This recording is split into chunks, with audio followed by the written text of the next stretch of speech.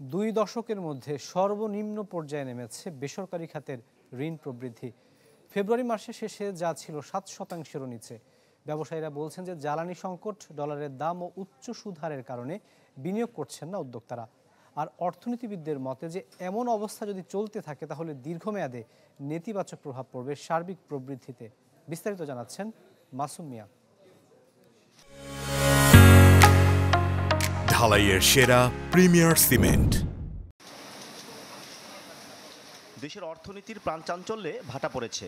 সর্বোচ্চ পর্যায়ে সংকুচিত হয়েছে কর্মসংস্থানের সুযোগ। আরেকদিকে ভালো ফল এসেছে, সহনীয় হয়েছে দ্রব্যমূল্য। তবে গত 2 দশকের মধ্যে ফেব্রুয়ারিতে সর্বনিম্ন অবস্থানে নেমেছে বেসরকারি খাতের বিনিয়োগ। বাংলাদেশ ব্যাংকের হিসাবে ফেব্রুয়ারি শেষে বেসরকারি খাতে ব্যাংকগুলোর বিতরণ করা মোট ঋণের পরিমাণ দাঁড়িয়েছে 16,84,000 কোটি টাকা, যা গত বছরের একই সময়ে বিতরণ করা ঋণের চেয়ে 6.82% বেশি। তবে গেল 20 বছরে বেসরকারি খাতের বিনিয়োগ প্রবৃদ্ধি 7%-এর নিচে নামেনি কখনো। জ্বালানি সংকট, ডলারের দাম বৃদ্ধি, ব্যাংকের উচ্চ সুদে নতুন বিনিয়োগে আগ্রহ হারাচ্ছেন ব্যবসায়ীরা। এছাড়া উচ্চ মূল্যস্ফীতির চাপে বাজারে পণ্যের চাহিদা কমে যাওয়ায় বিনিয়োগের জন্য এই সময়টাকে মোটেই অনুকূল মনে করছেন না তারা।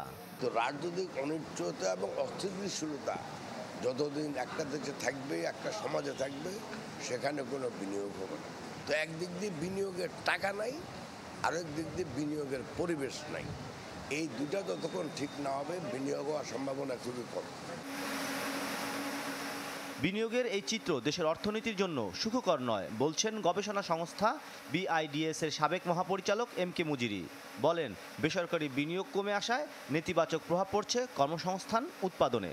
আমাদের যে বর্তমান সময়ে যে প্রবৃদ্ধি, আমাদের যে বিনিয়োগ হার, সব কিছুই এটা কিন্তু এমন একটা অর্থনৈতিক পরিস্থিতি দিকে আমাদেরকে নিয়ে যাচ্ছে যেটা কিন্তু সুখকর নয়।